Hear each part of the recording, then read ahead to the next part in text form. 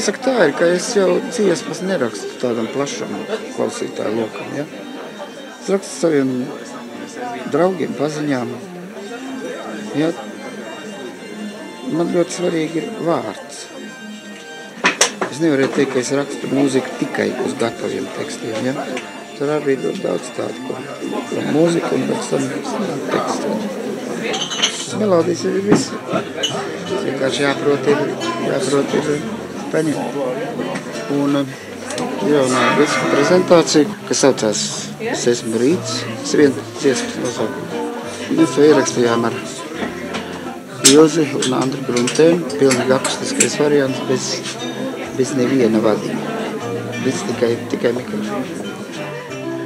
Es jau sen audzinātu mazbērnus un neblandītos pa pasauli ģitāru, ja? Bet kamēr tev tiek dots no augšas, tikmēr tev tas ir jādara, ja? Galvenais jau, kad es nekad nesaku mans, es saku caur mani, ja? Visu mūziku un tas jūs. Es esmu starpnieks, kas atnes jums to, un tāpēc reizēm ir tāds sirdsapziņas pārmetumi, ka tu visu nevar ierakstīt un visu nevar atdot. Un tad, kad rodās šīs iespējas, viņas ir jāizmanto, vienkārši nofiksēt. Tā kā tu esi nofiksējis, ja, kaut kādu mūziku, kaut kādu ciklu, ja, tu vari iet tālāk, tu esi atbrīvojies no tā. Jo, ja viņš tevī vēl dzīvo, un tas sasaistīts. Manā uztvarē labi ir garīgi. Jo tas jau ir tas, kas paliek. Arī baznīca ir tā vieta, kur saplūst šīs garīgās enerģijas. Pirmā grāmata, ko es lasīju, bija Bībele. Vecajā drukā, to man vecā māte iemācīja. Man viens vectēvs ir vācietis, otrs ir čigāns. Ja. Man pasē rakstīts latvietis. Kāpēc es nebraukāju kaut kur ar taboru, redz, tanī laikā jau bija staķijā, Zatuņiets.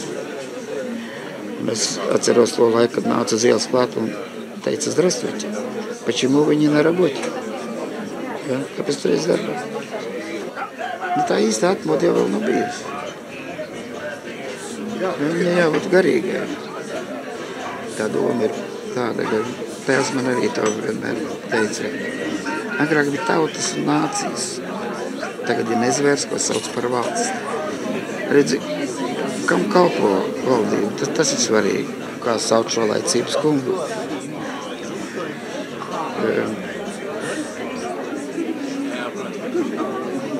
Politiķis ir otra vecākā profesija. Ja pirmā pārdod miesu, tad otrā pārdod visu. Tā kā mani teiksim, tas vispār neinteresē politikā tā. Es nekad neceršos, bet tur, ja tā vienkārši žēl, ka vairs nedzims revolucionāri klausīs.